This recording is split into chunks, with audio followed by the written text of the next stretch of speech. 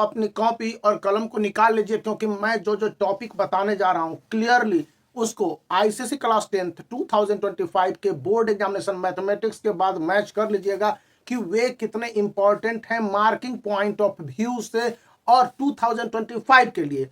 तो dear ICSE and IAS student, इस बार 2025 में जिस तरह के सिलेबस के कंसिडरेशन हुए और उसके बाद इसके क्वेश्चन पेपर बनने की बात आई है, तो साफ साफ कहा गया है इस बार कि जीएसटी से ऑब्जेक्टिव टाइप क्वेश्चन रहने की 100% संभावना है। वहीं पर क्वाड्रेटिक इक्वेशन से एक वेरी शॉर्ट आंसर या लॉन्ग आंसर के क्वेश्चंस होंगे। मैट्रिक्स से एक ऑब्जेक्टिव और एक सब्जेक्टिव होने की संभावना है। इसी तरह से मेंसुरेशन से ऑब्जेक्टिव एक या दो भी रह सकते हैं, लेकिन सब्जेक्टिव लॉन्ग आंसर वाले क्वेश्चंस रहेंगे। और ज्योमेट्रिकल प्रोसेशन और अरिथमेटिक प्रोसेशन सीआईएससी बार बार इसको सफल करता रहा है। तो इस बार चांसेज है कि एपी से ऑब्जेक्टिव टाइप क्वेश्चंस रहेंगे और जीपी से सब्जेक्टिव टाइप क्वेश्चंस डाल देंगे। पिछली बार इसका ठीक उलट हुआ था। कोऑर्डिनेट ज्योमेट्री में पार्ट 2 जहां पर कि प्रूफ करने के लिए होगा और इसके फॉर्मूला एक्सपेंशन के आधार पर सॉल्यूशन निकालने की बात होगी, वहां पर as it is very short answer और लॉन्ग आंसर वाले क्वेश्चंस होंगे। ट्रिग्नोमेट्री क्लियर है कि हाइट एंड डिस्टेंस वगैरह, तो इसमें मैं ज्यादा बोलूंगा नहीं। स्टैटिस्टिक्स से मीन मीडियन एंड मोड को लेकर है, तो मोड और मीन इस बार बताए गए हैं कि बोर्ड के एग्जामिनेशन क्लास 10 2025 में जरूर क्वेश्चन रखे जाने की संभावना है। अब मैं बाकी सारे चैप्टर को एक्सक्लूड नहीं कर रहा, आप सभी चैप्टरों को पढ़िए, लेकिन इन चैप्टर्स पर फोकस उसी पॉइंट ऑफ व्यू और ऑब्जेक्टिविटी के साथ रखने, क्योंकि आपको मैथ में 100 आउट ऑफ 100 मार्क्स प्राप्त करने हैं। और यहां पर मैं बता दूं कि स्मार्ट स्टडी करने का तरीका यह है कि जब रेशियो और प्रोपोर्शन और फैक्टराइजेशन बना रहे हैं तो फैक्टराइजेशन को प्रोसेस के तहत और रेशियो और प्रोपोर्शन को थोड़ा सा शॉर्ट चले जाएंगे, क्योंकि रेशियो और प्रोपोर्शन में एमसीक्यूज आने की संभावना, वेरी शॉर्ट आंसर वाले सॉल्यूशन वाले क्वेश्चंस के साथ साथ एक शॉर्ट आंसर वाले क्वेश्चंस आने की संभावना है। वहीं पर फैक्टराइजेशन केवल शॉर्ट आंसर वाले क्वेश्चन, हालांकि इसको अभी मान लिया गया है कि इस बार इस चैप्टर को छोड़ दिया जाएगा।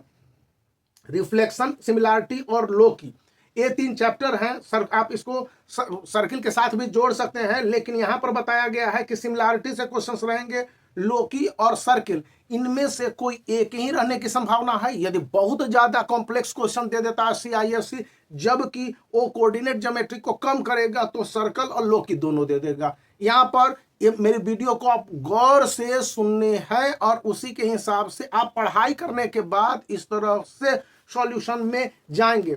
अब यहां पर यह है कि प्रोबेबिलिटी, स्टैटिक्स एंड ट्रिगो, इन तीनों से मिलाकर मोस्टली 12 मार्क्स के क्वेश्चन 12 मार्क्स के देंगे।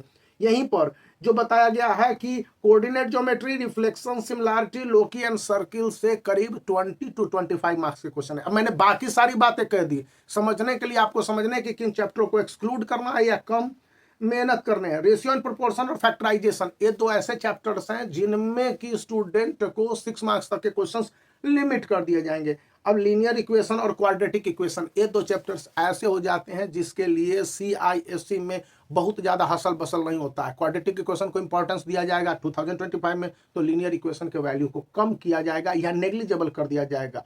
समझ रहे हैं ना मेरी बात। और यहां पर यह भी कहा गया कि share and dividend and deposit account और गुड्स एंड सर्विसेज टैक्स, इन तीनों से मैक्सिमम 6 मार्क्स के क्वेश्चंस मैक्सिमम, और यदि बहुत ज्यादा पॉसिबिलिटीज होगी तो 8 मार्क्स तक के क्वेश्चंस इनमें से रहेंगे। और इसी तरह से 80 मार्क्स के जो क्वेश्चन पेपर बनेंगे उसमें सीआईएससी ने जिस तरह के प्रपोजिशन किए हैं उसमें ए स्ट्रक्चर्स जो मैंने मेंशन किए वो काफी इंपॉर्टेंट, मोस्ट इंपॉर्टेंट है। What to do, what to left and what to solve. अब मैं इसके नेक्स्ट वीडियो में आपको बता दूंगा किस तरह से आपको क्वेश्चंस के अप्रोच करने हैं, और प्रीवियस ईयर क्वेश्चन पेपर को लेकर अगर थोड़ा सा सोच लिया जाए तो भी मैं डिटेल में आपको बता दूंगा। तो वीडियो को लाइक कर सकते हैं, चैनल को शेयर कर सकते हैं, सब्सक्राइब करना याद रखें।